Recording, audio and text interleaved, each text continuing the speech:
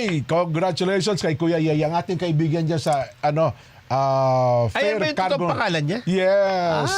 Dr. Siegfried Manawis.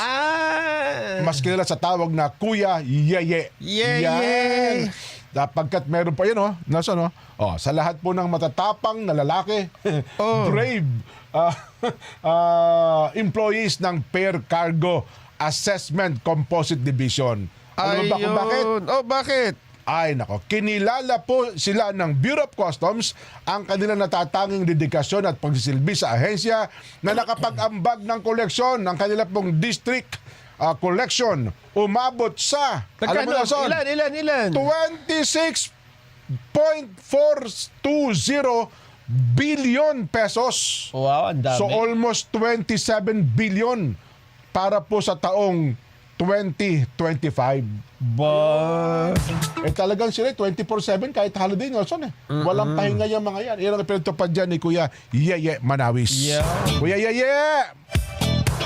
Magpa-almusal ka naman sa amin ni Kuya Nelson. Oo. Yan lang tayo sa tabi-tabi. Oo, huwag natin yun lang, tinapa at saka suka. The best yan. Fried rice. Tinapa fried rice. Yan.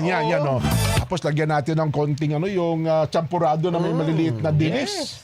Tapos ang inumin natin ay hot choco. Yun! Yan, na walang asukal, no? Kasi choco pala, matamis Choco. yan.